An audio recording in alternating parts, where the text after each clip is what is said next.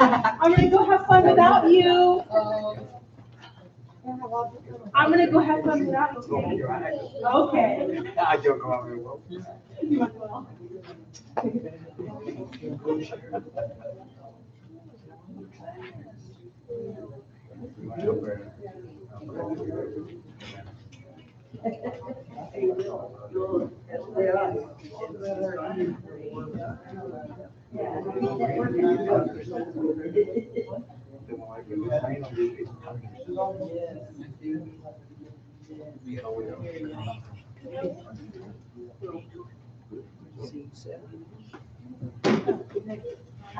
It's not, I will go this second. Yeah, I want you to go too.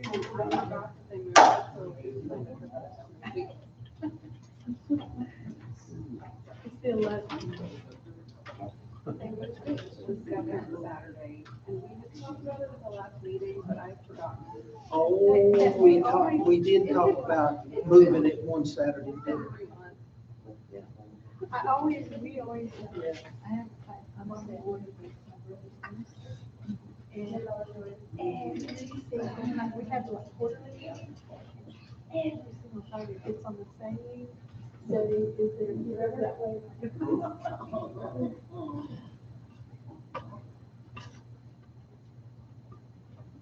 I've been reading. Just first Saturday.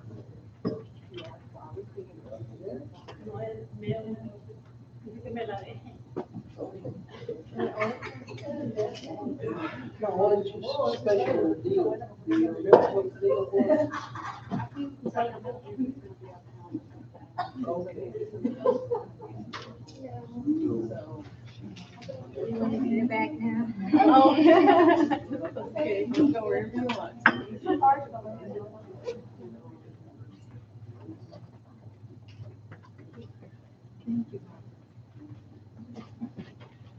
They're playing with it.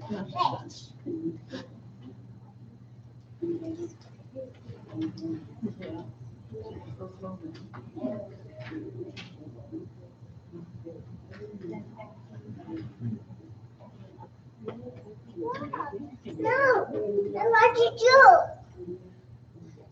The ignorance. No, the ignorance. No, the ignorance. Hey, Ricardo. You like came in and then disappeared. The ignorance. No, the ignorance. Well, it's great seeing everybody. Good to see you.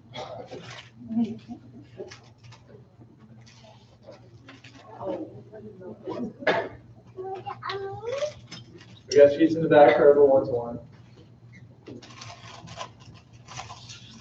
As we get started tonight, Bobby, would you lead us in a prayer, please?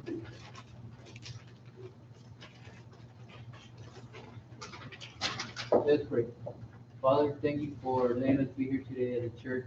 Thank you for letting us all get here safely. Thank you for the day you have blessed us with, Father. Thank you for all the many blessings. I ask that you please be with Jeff, that give him the words that he needs to have so that we can all be edified and learn more about your word, Father. The same way, be with us. Let us have the ears and the willingness and the thoughts to learn more about you, Father. Please forgive us for all our sins and be with those that are in need. And in Lord Jesus' name I pray. Amen. Thank you. Well, in this study, the parables, I've attempted to study the parables, which might be a little less known than others. And I hope that as we've gone through this, we've been able to hit some parables that you've not never studied in a class or sermon setting before, or got something new out of an old favorite. That's kind of always the hope. But since this is August, I got one last month of doing this. It's like, well, I'm not doing old favorites. So tonight we're doing the parable of the Good Samaritan. And like those other ones, I hope that we're able to gain something new out of it. Yes, sir. Well, what I was going to say is what we've done for the last 2 weeks. We brought those parables that so many times through the years, those 3 and 4 verses, we just read them and kept going. You didn't think of them as a study. Right. And that's what you've done for me. Well, thank you. I do appreciate that. Well, the reason why I try to do it that way is to broaden our knowledge and understanding of God. Like if I started out with Good Samaritan, we know that. And, you know, the parable of the talents is another one. You know, prodigal son. I'm saving that one for last. That's gonna be fun.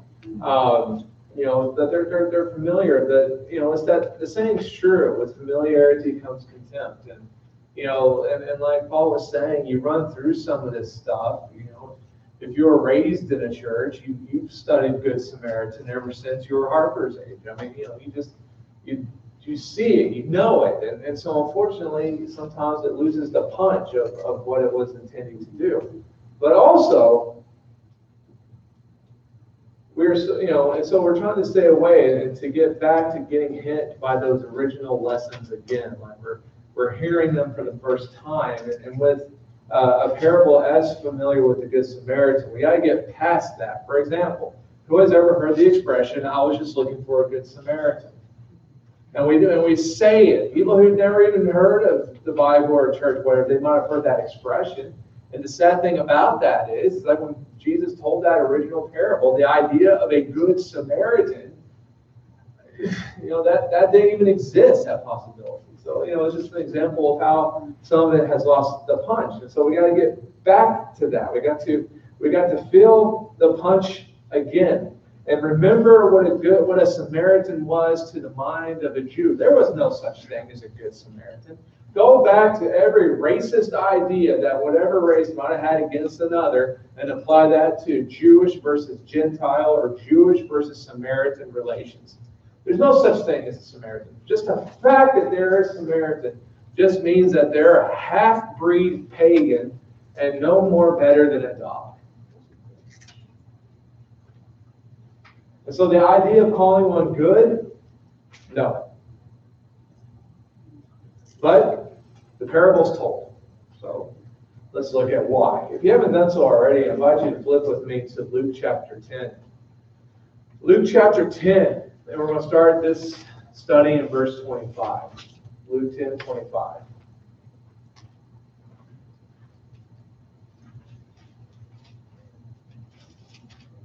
That's the biggest man.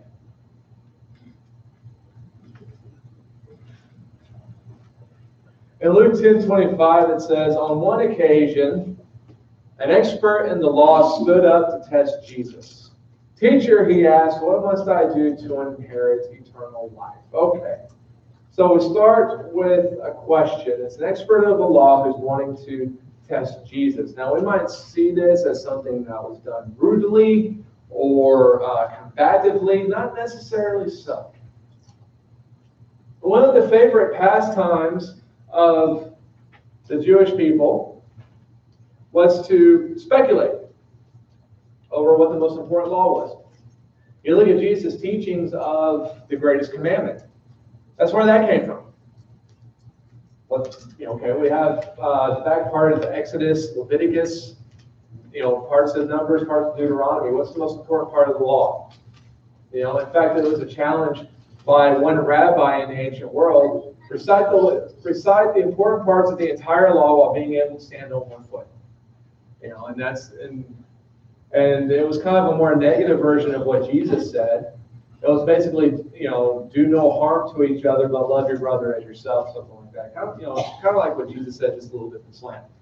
But that was the idea. What's the most important? You have all this law. What's most important? Well, that's what this guy is trying to do to Jesus, testing Jesus and what Jesus thought. After all, at this time in the Gospel of Luke, Jesus is seen as a rabbi. They get asked this stuff. And so, what must I do to inherit eternal life? But that question, exactly, does that sound familiar to any of you? Huh? Yes, it's the same question as the rich young ruler. It's the exact same question as the rich young ruler. So again, it's just stuff that gets thrown at Jesus from time to time.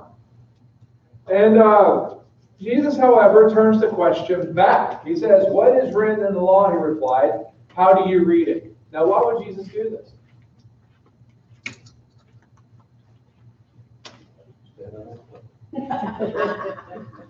What's the best part of the law? Standing on one foot.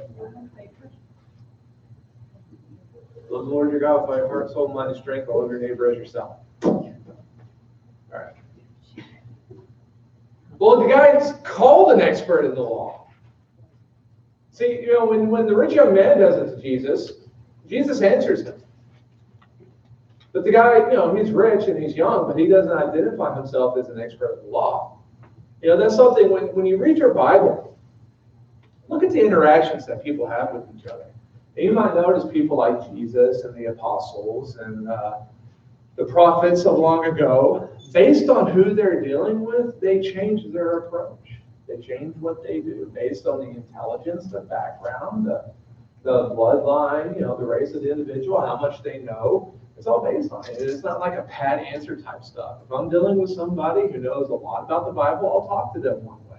If I'm dealing with somebody who doesn't know their Abraham from their Abel, I want to deal with it a little bit differently because they don't know. That's good sense. But this guy, he's an expert in the law. That being said, Jesus can spar with him a little bit intellectually. He's not going to outsmart Jesus, but Jesus isn't going to go over his head either. And so he asked the question reversed on him. Give the expert the opportunity to air his educated opinion on this matter. Give him a chance to say what he feels.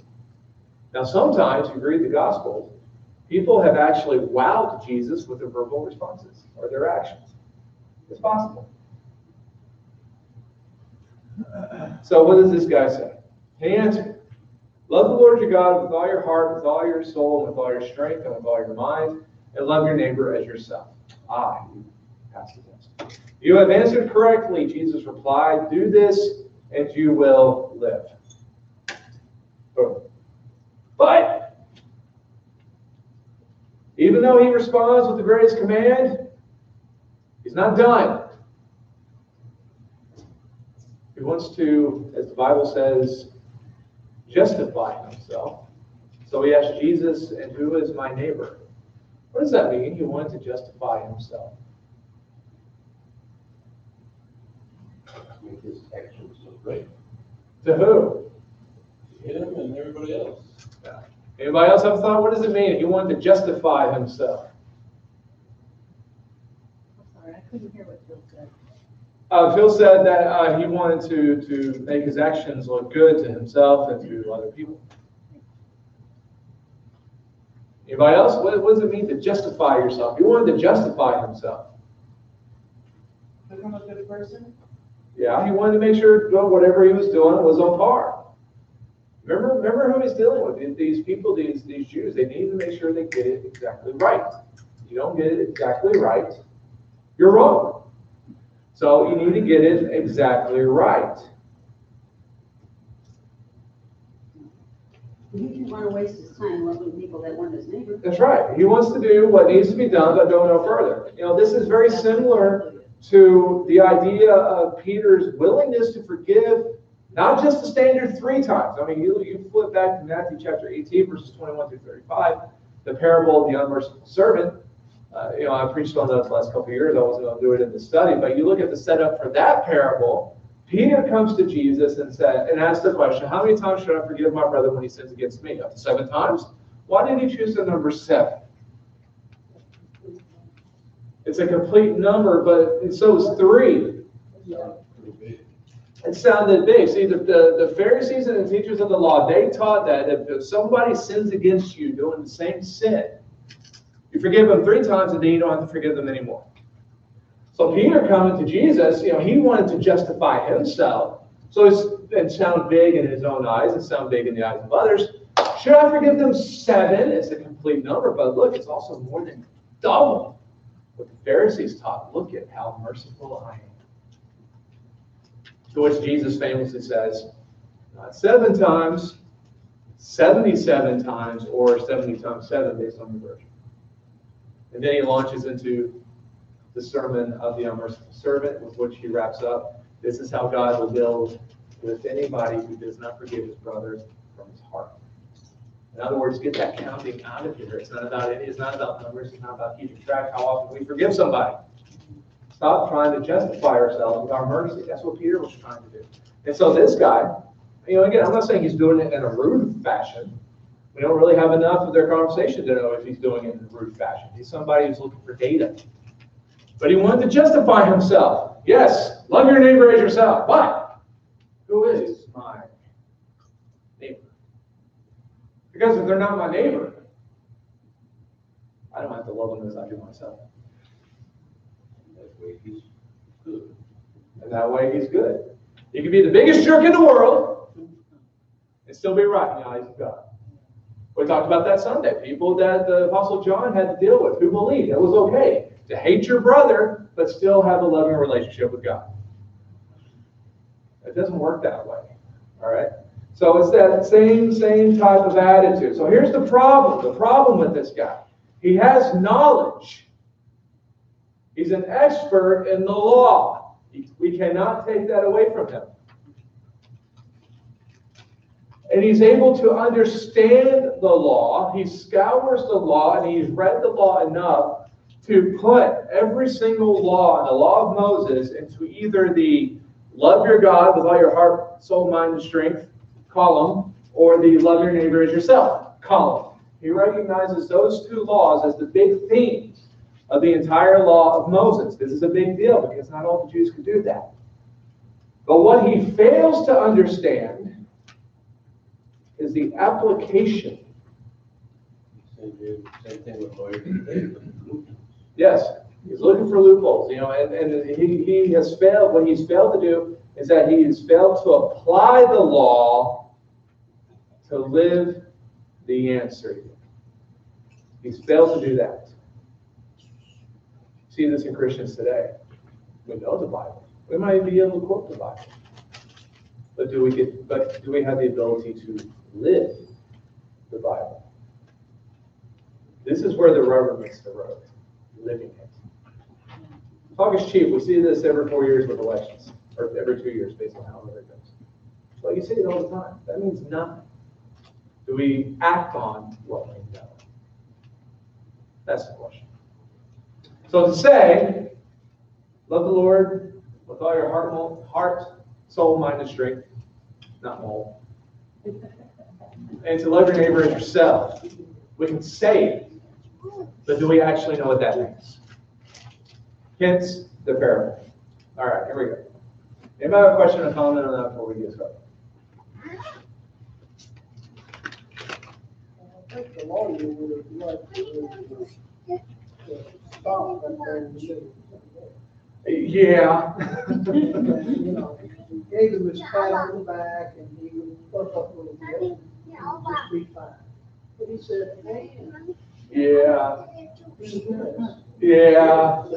He didn't want that part. No. What do they teach in law school? Don't ask a question unless you know what the answer is going to be. He didn't know what the answer was going to be. All right, so in verse 30 it says, in reply, Jesus said, a man was going down from Jerusalem to Jericho when he fell into the hands of robbers. They stripped him of his clothes, beat him, and went away, leaving him half dead. Okay, there's your situation. Jerusalem and Jericho. Jericho's a little bit to the south. Jerusalem's more north, and about 17 miles between the two. This guy is walking. Now the road that ran between Jericho and Jerusalem, it would, you would go by the Jordan River for a little bit. But before you got there, you had to go through this very rocky area. Now you're walking. There's no cell phone service. You're walking, and so there's tons of places for robbers to hide. This is how come back in the day, not even so long ago in our history. The idea of the caravan, the idea you don't travel by yourself throughout the vast expanses because you never know what might happen to you. Goodness sakes, when we used to have to drive across Texas to go see family over the holidays, it was kind of scary. You're going out there by yourself through West Texas. Something happens to you, there's a whole lot of empty nothing between cities. You can get yourself into all sorts of trouble very quickly. Not that long ago. it was worse. If you having to walk or having to travel across in wagons or what have you, just going off by yourself, heading west, and God help you, something happened, nobody's going to know. So this guy's heading out on a 17-mile walk, felt like he needed to exercise between Jericho and Jerusalem, and he falls into the hands of robbers. Again, a common idea. He's beaten, stripped, and robbed, led for death. There's your situation. Okay. I mean, most of us have heard this a lot, but again, pretend like it's the first time. A priest happened to be going down the same road. When he saw the man, he passed by on the other side. So too a Levite, when he came to the place and saw him, pass by on the other side. Okay. What we got to remember about Jesus was that Jesus was a master of getting people emotionally involved in his lessons. It's one of the reasons why he's the greatest teacher who ever lived. He could just grab you by the nape of the neck and really take a gander at what he's talking about. All right, so there's an injured man on the side of the road. A priest is coming, and the audience is like, "Yay, the priest!" Because the priest obviously is going to do what's right. The priest worked in the temple. Their highest duty was the offering of sacrifices. It's a very selective office, particularly back in the days of the Old Testament. It changed a little bit with the New Testament, with all the bloodline and everything getting mixed up and all that jazz, but the priests were still very highly favored. Levites, they assisted in the maintenance of the temple and services. To put a kind of a Catholic spin on it, just so maybe to help us understand a little bit, you can view the priests as fathers like they have today, but like the Levites would be like the altar boys and everything, going around and doing all the little stuff that's going on in the church that had to be done, kind of in that slider role. Not, all priests were Levites, but not all Levites were priests. So that's how come they kind of got a little higher hand on it. Back in the day, the only way that you could be a priest was to be a descendant of Aaron's family. To be a high priest, you had to be a direct descendant of Aaron himself. So again, it was very, very selective. But these two offices were heroes of the Jewish people. Centered around that temple worship, tons of tradition and history that goes along with all that. But the problem is, in this story that Jesus is telling, both of those people, not one, but both of them, passed by on the other side with this guy half dead, lying in the road, begging for help or whatever he was doing. They knew he was living, so maybe they just saw that he was breathing. I don't know. But anyway, he was squirming enough to know that he wasn't dead. And they walked by the other side. The goal of this was to give the Jewish audience that Jesus is talking to the ability to go, oh. Now, for some reason, historians and commentators have tried to dissect this parable and give reasons to the Levite and the priests, find some reason why they didn't stop the help. They missed the point. That's not even the point of it. What we're supposed to get out of it is that they had the opportunity, they didn't take it. That's all we need to know. What other affairs they had going on, we should really care less. It's not really part of the story. But then Jesus says the words, but a Samaritan.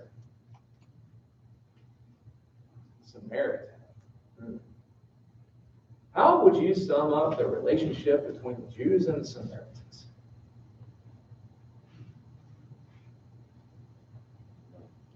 Huh? None. Yeah, that's a good way to do it. Can you think of it, besides the parable of the Good Samaritan, can you think of any Bible examples involving Samaritans? Do it? John 4. Okay, John 4, woman at the well. How did that conversation start between Jesus and the Samaritan woman? I mean, yeah, Thursday. Let me rephrase. How was the atmosphere between the two? She was surprised. Yeah, she wondered why he was talking with her. Why? Yeah. So she was a Samaritan woman. And he's... Yep. Jesus isn't a woman? No. What is Jesus? Jesus is a Jewish male. It was bad enough back in the day, for a male to speak to an unaccompanied woman, but he's a Samaritan woman. There was that double whammy. That kind of got, the conversation got better, obviously, but at the beginning, she was just flat out surprised that he was talking to her. Anybody, any other biblical Samaritan example?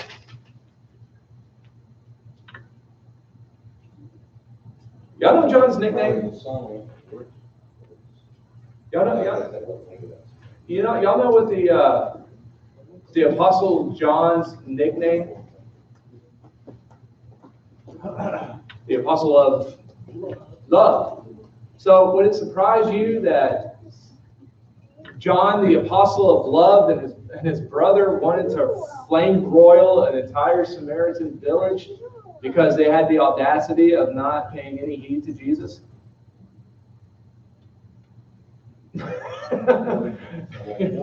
Yeah. Jesus and the disciples go through Samaritan town. Nobody wants to listen to them. Nobody wants to put them up for the night or whatever.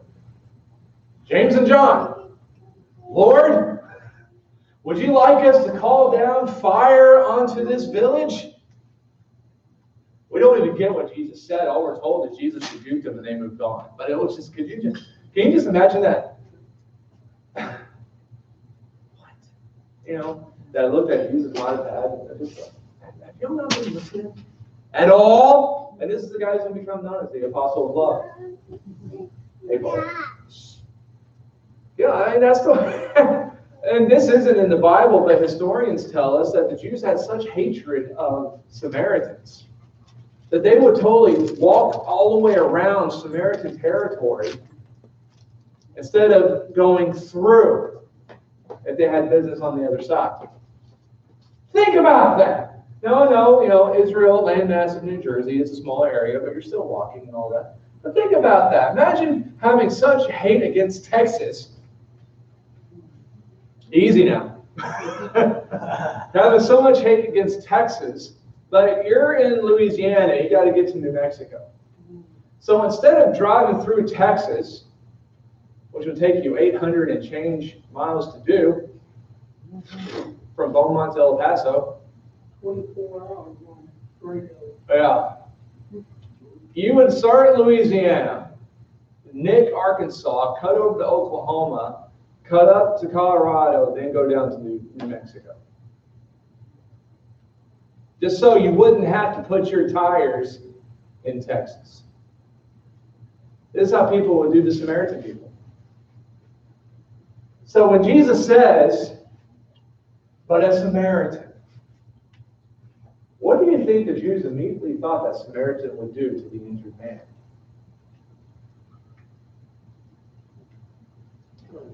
Well, obviously he's going to kill him because there's no such thing as a good Samaritan. He's going to check and see if there's anything left to rob this guy, and then he's going to put the guy out of their misery and probably just leave his body out there to lie for all the coyotes and whatever animals to get, because he's not going to take the time to bury him. They're a bunch of jerks anyway. That's what they expect. But read this again for the first time and allow the shock of what Jesus says to hit you for the first time. But a Samaritan, as he traveled, came where the man was, and when he saw him, he took pity on him. He went to him and bandaged his wounds, pouring on oil and wine. And he put the man on his own donkey, took him to an inn, and took care of him. The next day, he took out 2 silver coins and gave them to the innkeeper. Look after him, he said, and when I return, I will reimburse you for any extra expense you may have. Now, what do y'all think about this guy now? He's got spoken like a retiree. I have no idea. Look at what the Samaritan did. One, overall motivation. He took pity on him. Do we understand that the Jews do not believe that Samaritans have pity? Again, think about all those vile rumblings that people have had against each other over stupid racism that applies to this situation. That's where it belongs. This is the big view of it. Well, that means they didn't even consider them human. So Exactly. If you're not human, you don't think and feel like I do. You can't act human if you're not human. Yeah. Exactly. And so that was one. That was the first nail. He took pity on him. My translation has the word compassion. Compassion. Sounds even stronger. than Yes. that. Pity, compassion, love, mercy, all of it. Yes, all of it's involved here. And obviously, again, remember this, you can spot a Jew a mile away. Especially back in this time. In other words, the Samaritan knew. All right. Bandaged the man with his own cloth. I know he probably didn't have, bandages, but he's tearing up his garments, or he has cloth somewhere, but he uses his own stuff in order to make bandages. He's anointing the man's wounds with his own oil. He's disinfecting the man's wounds with his own wine. He put the man up on his own donkey. That'd be funny, wouldn't it? You do all this stuff. Okay, now get up and walk. We'll go to the end. No, he puts the guy up on his own donkey. He took the man to an inn and he paid for it. And then he gave the guy more money and gave him a promise that he'd reimburse the innkeeper for any extra costs. Wow, this is like above and beyond effort. And we might say, well, that's what any decent person would do. Yeah, but again, this is not the typical behavior perceived of a Samaritan. And Jesus did it on purpose. It's his story. He crafted it any way he wanted to, but he wanted to prove a point. And that is this. I'm having a little trouble nationality of the man in the ditch. If you go back to where Jesus said, and who is your neighbor? Is that where the Jewish our answer to who was in the ditch? It's believed that he was a Jew in the ditch. And Because is that kind of how it comes about because of what Jesus said? Who is your neighbor? the idea, Talking to the lawyer. No, the lawyer asked him. the lawyer asked him, but Jesus asked the question back. But that's my point, is that why we know that man in the ditch was a Jew? Yeah. And because think about the punch of what Jesus is doing. Jumping down a little bit, but why not? What's the punch of it? The punch is, there's not. I'm getting ahead of myself. Jesus asked the question, which of these three do you think was the neighbor to the man who fell into the hands of robbers? Now, he's a Jew because he was in Jerusalem, he's going back to Jericho. So the idea being that he was in Jerusalem going to temple or doing something else, now he's going back home. It's sort of the same thing. When the U.S. government stated that black people weren't really Jews. Right. So they could almost treat them like that. Right. In the same way, a fetus really isn't a baby. Yeah. It's born so we can kill them. Yeah. It's basically trying to justify their actions. That's right. And Use that's really what this vocabulary. lawyer was doing something like that, saying something. That's right. Use vocabulary for your own ends. Yes, absolutely. People do it all the time. Like I said, if you're a book reader, like I talked about a couple of lessons ago, when I was a sophomore in high school, I got to read 1984. It kind of ruined the way I see the world. Yeah, let it ruin yours too. Pick up a copy and read it. It's kind of a scary book. But anyway, Jesus asked the question, which of these three do you think was the neighbor to the man who fell into the hands of robbers? Now, on your sheet, I typed out the question and I italicized, do you think? Now, again, look at what Jesus is doing. He's inviting the expert in the law's participation in this discussion. I could stand up here and lecture all the time until I'm blue in the face. I don't like doing it. I really don't. I get tired of hearing my own voice. I hate to think what y'all think of me. Hey now. But the thing is, he's inviting the participation. Again, he's an expert. I told you this story. Now you answer. Who do you think is the one who was the neighbor? Don't you love it how the expert cannot even say the Samaritan? Catch that. I missed that all my life until it was pointed out to me by a commentator. He's asked, which of it? It could have been, he could have said the Levite, the priest, or the Samaritan. That would have taken less words. What does he say? The one who had mercy on him. He could have said the Samaritan, but he wouldn't do it. He couldn't do it. Really, he could not do it. Because it stuck in his throat. And it stuck in the throat of everybody who was listening to him. Besides the one who had mercy on him. So that's the point. It's all about the mercy of it. Now, Paul, you asked the question. What was the question you had? Well, for our sake, how do we know that the gentleman is not guilty? Okay, couple of reasons. Because of the, Couple of reasons. Destination and where he's going. Jerusalem and Jericho. That's one. Secondly, which has the bigger pot? A Samaritan helping a Samaritan, a Jew helping a Jew, or a Samaritan helping a Jew? because for us today, it could be anybody. And we're still supposed to be the Samaritan with our See, think about what Jesus was trying to do, because this, on the face of it, this whole situation would have been just as powerful if it was a Jew helping a Samaritan. Yeah. Well, why didn't Jesus do that? But they're gonna do that. Well, okay, that's what He's they talking to the Jew. He's talking to a bunch of Jews, and he didn't want the Jews to go off them like their heroes. He wanted to hit them. He wanted to hit them hard with a hard teaching. That's how come the Samaritan's the hero to the Jew. That's shock. He shocked them with this. You know, you want to know who your neighbor is? I'll tell you who your neighbor is. Your neighbors, all those Samaritans up there whom y'all won't have any dealings with for the past several generations just because they happen to be of a slightly different bloodline than yours.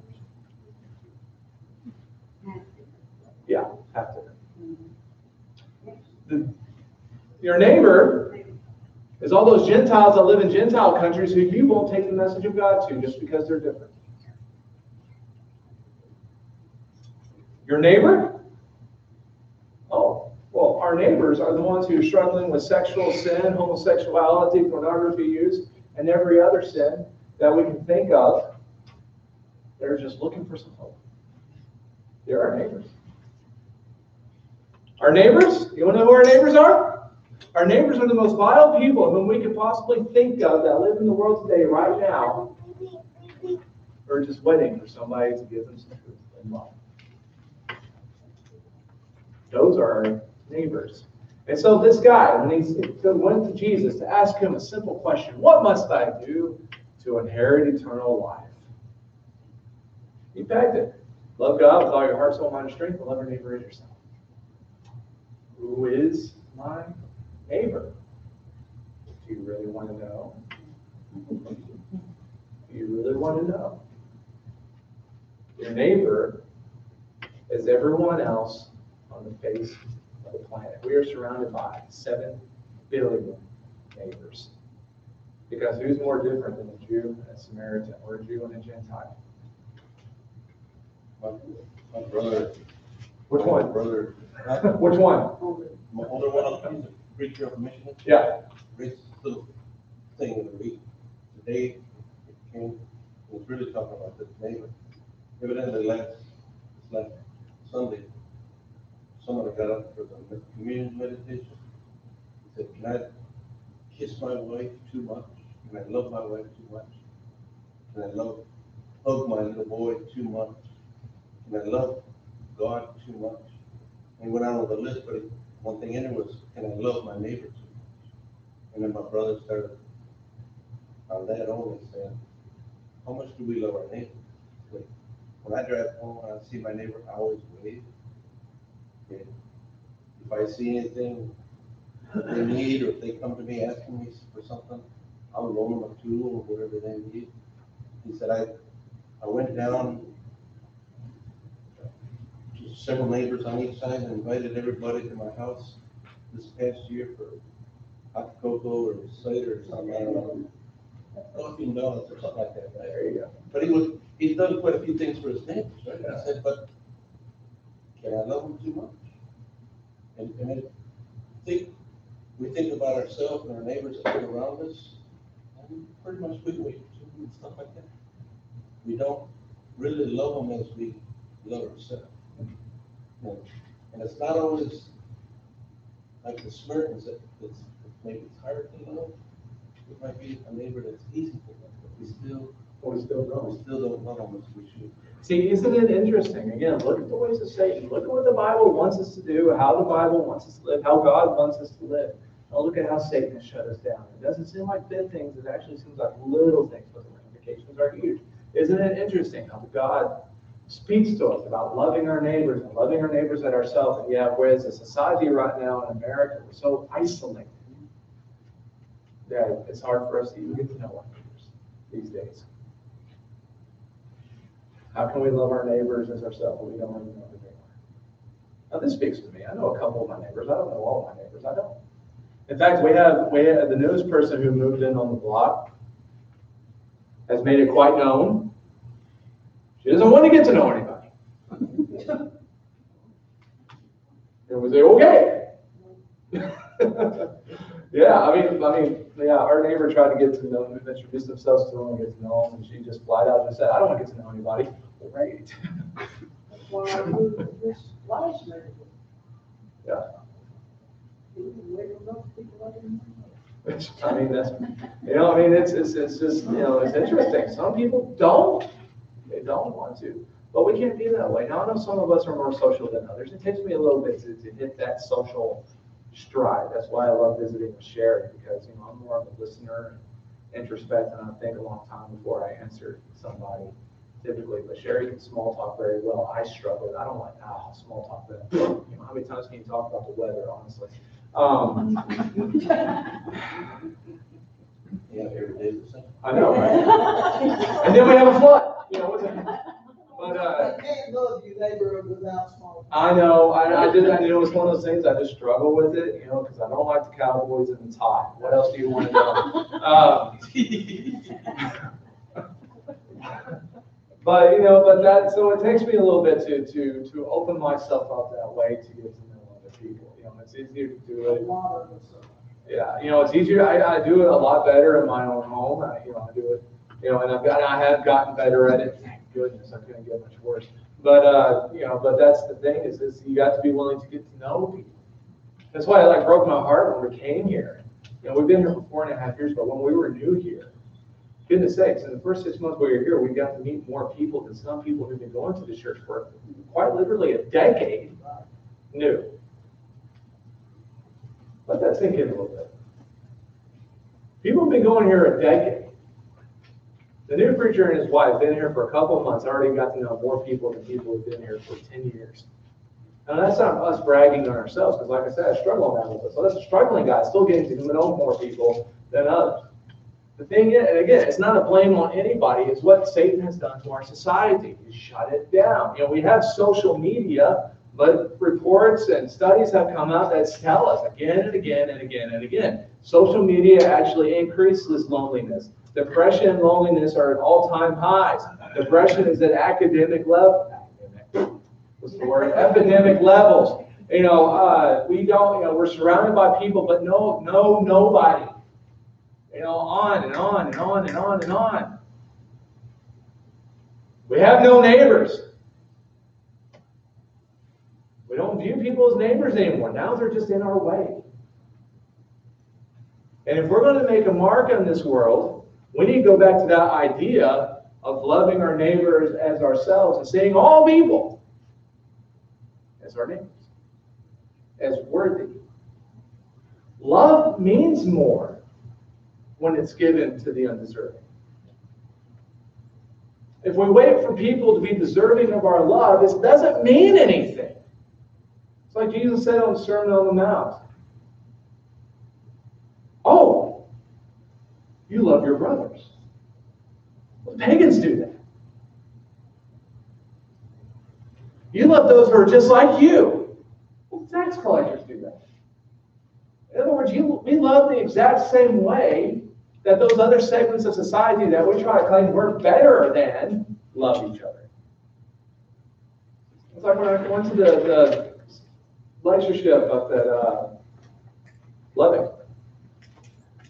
You know, and I'm hearing a guy talking about trying to spread the gospel and start churches. Start the First Church of Christ up in Dearborn, Michigan, which is heavily Islamic area. It's like, honestly, then it's Islamic town inside of America. And he's trying to start a Church of Christ. And he's struggling. You know why he's struggling? Because all the people he's talking to do, they go on Facebook or social media and they go to Facebook pages of supposed Christians and they show them, how do you expect me to love Christ when you Christians do this? And they show racist meme after racist meme after racist meme, trash in Islam.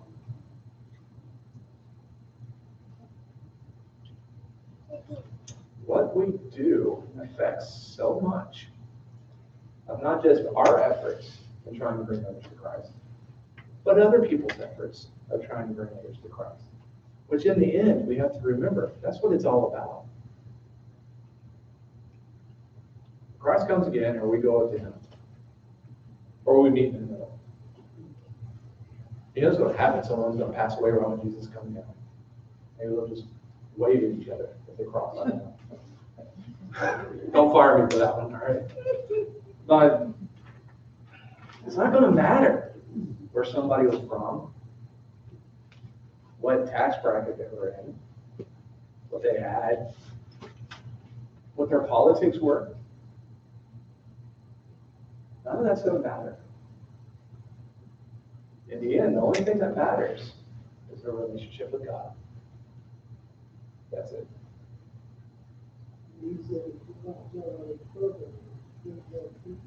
And there's a couple of things. One, John said, again, the apostle of love was going to flame broil a bunch of Samaritans like he worked at Burger King. If you do not love your brother, we cannot love God. Doesn't matter what we say. If we have no love for our brothers, we cannot love God. Jesus says, if we don't love our neighbors, we don't love God. And not just that, well, you know, yeah, I love them, but I don't have to like them attitude. Yeah, we're so good at it. As ourselves. Love our neighbor as ourselves. That's a hit a little closer to home. Then Jesus says, you know, because the guy said, and I love it again, he cannot say the Samaritan. It's the one who had mercy on him. Now, how do we know the Samaritan had mercy on the Jew? How do we know? I say, I love it. I'm going to miss you. I ask a question sometimes, and you just look at me like I'm an idiot. Did you really ask that? But that's the point. It is, no, that's great. I'm going to miss that. I love that because that's the point. It's the actions of it, and it's obvious. You know, it's the actions of it. That is what he did. He didn't speak this guy to feel him better. He did something. And then Jesus says, go and do likewise. Thus ends the lesson. Go and do likewise. Mercy, love, faith were never meant to be merely classroom topics where we talk about how good these things are. They are always meant to be lived out in the lives of the followers of God.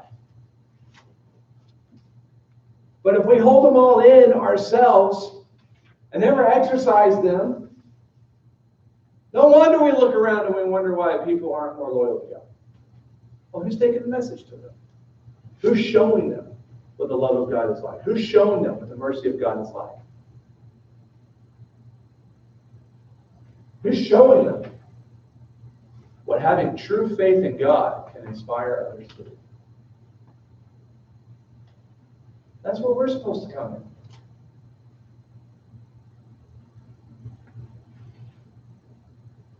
Go and do likewise. Now that's scary. Yeah. It's terrifying.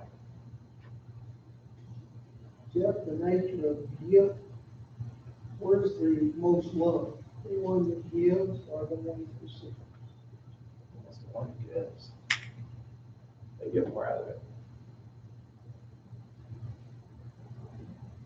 The thing is also, why do we give? Because we have already received. where to look. Exactly. If we put up a mirror, a spiritual mirror, and we look at it, what we see, Jesus staring back at us. We need to inspire ourselves to seek to be, and it's a lifelong pursuit, but we have to get started. But to seek to be just as loving, just as merciful, and just as faithful as Jesus was when he walked this earth. Then we see some really cool things happen. Jesus told them, if you just have another parable that we probably won't do, but if you just have the faith the size of a mustard seed, the faith the size of a mustard seed, look at what that can inspire us to do. We'll grow huge. Put in a little yeast in the dough and watch it how it all works through. A little bit. Still it. Try. Well, that's all I got. Anybody have any last questions or comments or anything tonight?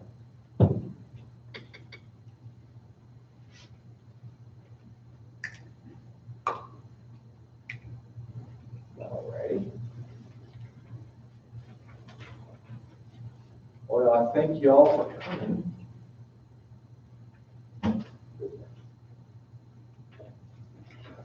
You're biased.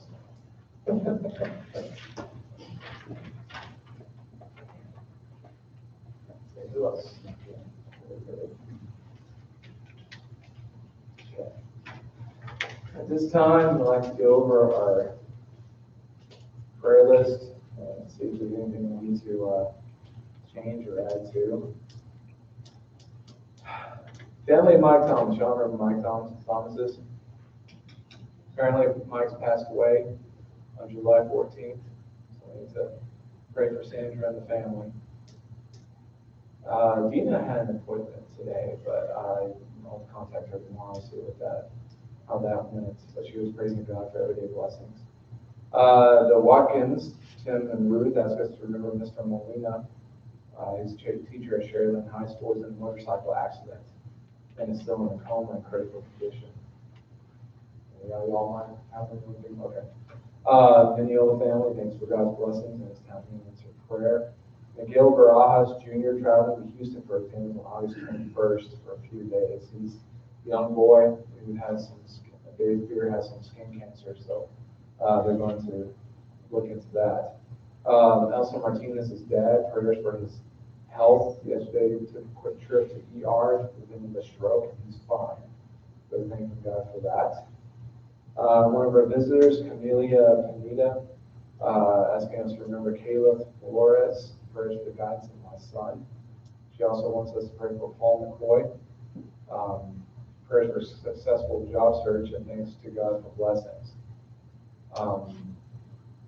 We continue to pray for Violet Daniels and everything that's going on with her.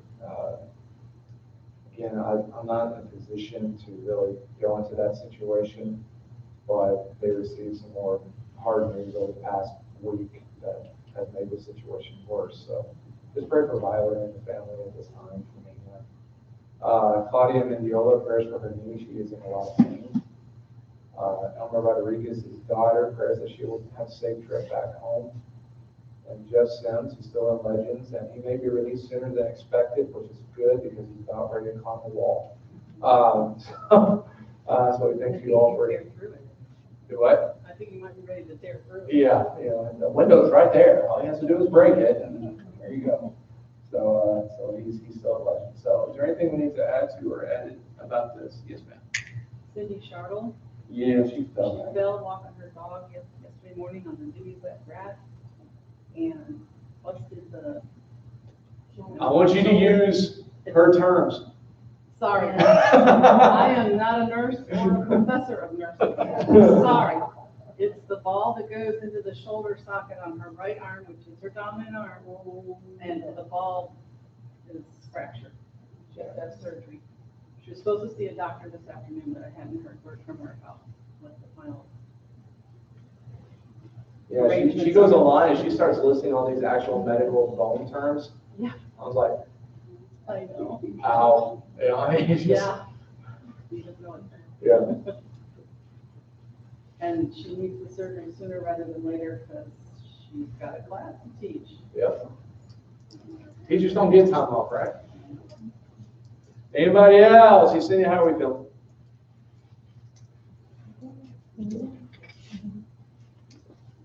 Still there. Anybody else? Sister? You don't see it? Her name is Dawn. I thought that was it. Oh, Dawn. Oh, they said dog. I'm sorry. I was like, that's just me. DAWN. Okay.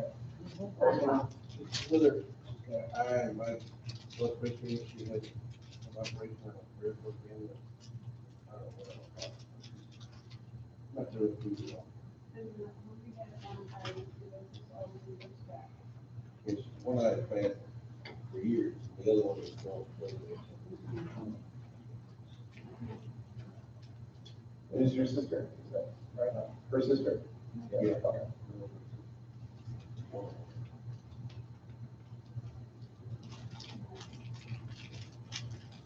Anybody else? I got a new job offer and I don't know if I should take it. Oh, no.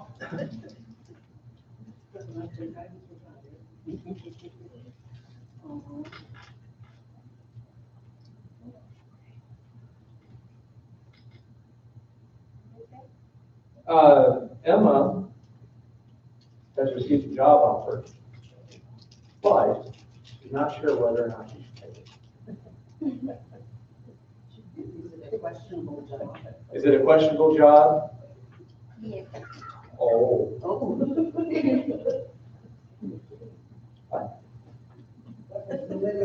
have questions? Well, we will be praying for you to make a decision if you need to talk, you know, with anybody. But yeah. Are you looking for a new job in general? I just kind of wanted to be closer to home because I know I can make it like 20 minutes. But this job is only an average 6 hours less of driving per week, so I have to still be driving 2 rounds just twice a week. Right. Yeah. Well, we'll be praying for you. Anybody else? All right. Well, if you will join me in prayer, and remember we got Helping Hands this Saturday. We've had a couple of months off, but we're getting back to it. So if you're free Saturday morning, please come give a helping hand. It's an opportunity to serve our neighbors. See what I did there? Right there, yeah. But you know, but that's what it's about, serving our neighbors. So let's get out there and help the Galindos as they organize this. If you will pray with me. Dear Heavenly Father, we thank you for this day that you bless us with, and thank you for all the ways in which you guide us, and we rejoice in your name. We're so thankful for the love that you have for us. We pray that we may be the neighbors to other people in this world, that we may go out and that we may be loving and merciful and faithful in our walk, and that we may show others what living for you and with you is all about, and may it inspire every action that we have, and guide us in your footsteps so that we may know what to do and what not to do, and just follow your lead everywhere we go. We ask that you be with us. We've asked for our prayers. We ask that you be with Cindy, who's recovering from injury. We ask that you be with Alba, and that her eye issue may go away. And we also pray for Emma, who has some questions about her job decisions. We pray that you may give her the wisdom to make the best decisions. We're thankful for this church family. We love you so much. We ask that you be with our leadership, and that we may continue to follow their lead as they follow you. Guide us in your ways. In Jesus' name.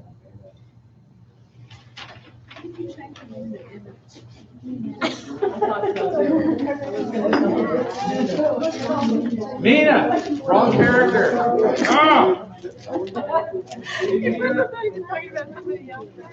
I knew it was too long since I've seen you. Ready? Oh, gosh. I'll be 32 weeks tomorrow. What are you due? Huh? What are you due? September 27th. September 27th. I'm gonna try to do what I can to help move things along. Maybe a little bit sooner. Is it bigger this time or the last time? Or about the same? I feel like your face looks really thin, like. Yeah. But that happens to me when I